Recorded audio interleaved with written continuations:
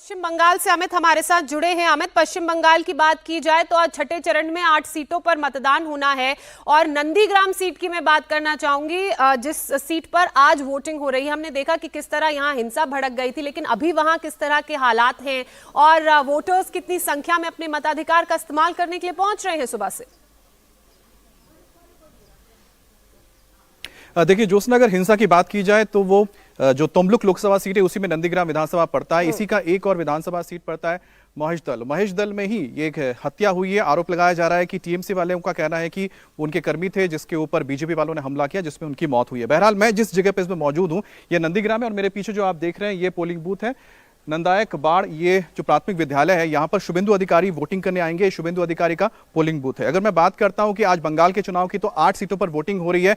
8 में से 2019 में बीजेपी ने 8 में से 4 सीटें अपने खाते में किए थे और जो बाकी 4 थे वो टीएमसी के खाते में गए थे। लेकिन इस बार बहुत इंटरेस्टिंग इसलिए रहने वाला है क्योंकि बांकुरा, पुरुलिया, उसके अलावा झारग्राम ये और साथ ही साथ मिदनापुर, ये 4 सीटें थी जो बीजेपी ने जीती थी और उसमें से 2 ऐसी सीटें हैं जो शुभेंदु अधिकारी के परिवार की थी, जिसमें एक कांथी है और दूसरा हो गया तुमलुक, जहां पर इस वक्त मैं मौजूद हूं।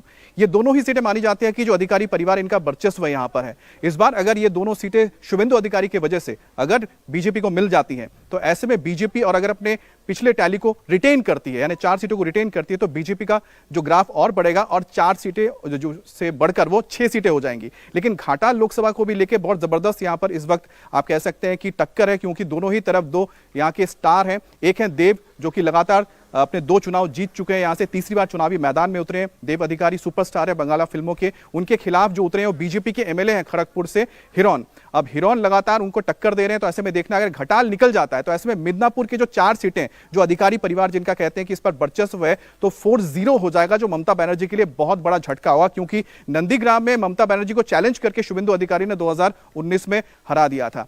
उससे बड़ी बात यह भी देखने को मिलती है क्योंकि झारग्राम और साथ ही साथ बांकुरा और पुरुलिया 3 ऐसी जगह जहां विधानसभा में बीजेपी ने अच्छा नहीं किया था, तो ऐसे में बीजेपी के लिए बहुत बड़ा चैलेंज रहेगा। लेकिन क्योंकि शुभेंदु अधिकारी के आने से 2 सीटों पर बीजेपी को बढ़त दिख रही है, तो हो सकता है कि बीजेपी यहां पर इवन कर जाए। और सबसे बड़ी बात है कि जो इसके बाद का फेज का चुनाव आने वाला है 1 जून को, बीजेपी के लिए बहुत मुश्किल है वहां पर सीटें वो अपने लिए लाना, क्योंकि पूरी तरह से टीएमसी का गढ़ माना जाता है कोलकाता रीजन और साथ ही साथ साउथ बंगाल।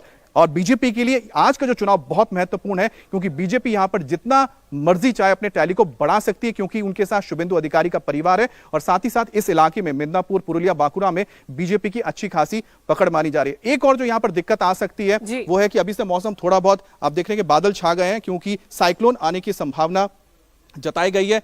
26 और 27 तारीख को यहां पर तेज साइक्लोन आएगा, तूफान आने जा रहा है और अगर मौसम खराब होता है तो ऐसे में वोटिंग पर असर पड़ सकती है। लेकिन फिलहाल जो शुभेंदु अधिकारी का यहां पर पोलिंग बूथ है, शुभेंदु अधिकारी आने वाले हैं थोड़ी देर में, लेकिन यहां पर लोग आपको कम नजर आएंगे। काफी एक गांव है, इस गांव के तमाम लोग यहां पर लगातार सुबह से वोटिंग करने के लिए आ रहे हैं और इस इलाके में शुभेंदु अधिकारी की पकड़ है। लेकिन आपको मैं बताऊं कि जो ममता बनर्जी है ना, यहां पर ही आके एक बड़ा आरोप लगाया था शुभेंदु अधिकारी पर। उन्होंने सोचा था कि शायद इस बयान के साथ यहां पर चीजें घूम सकती है, शुभेंदु अधिकारी के खिलाफ जा सकती है। उन्होंने कहा था कि नंदीग्राम में जो हिंसा हुई थी वो शुभेंदु अधिकारी ने सीपीएम के साथ मिलकर की थी, जिसके बाद यहां पर शुभेंदु अधिकारी भड़क गए थे उनके ऊपर। उन्होंने कहा था कि उन पर झूठे आरोप लगाए जा रहे हैं क्योंकि ममता बनर्जी उनकी पॉपुलैरिटी से इस इलाके में डर रही हैं। दूसरी बड़ी बात है कि जिस तरह से ममता बनर्जी ने चाहे रामकृष्ण मिशन हो या फिर भारत सेवा संघ हो और इस्कॉन हो, इसको लेकर जो बयान दिया था कहीं ना कहीं वो लोगों के बीच बहुत ज्यादा पच नहीं रहा है, लोग उसको पसंद नहीं कर रहे हैं और इसका असर ना सिर्फ आज के चुनाव में देखने को मिलेगा बल्कि इसका असर पड़ेगा 1 जून को होने वाले चुनाव में, क्योंकि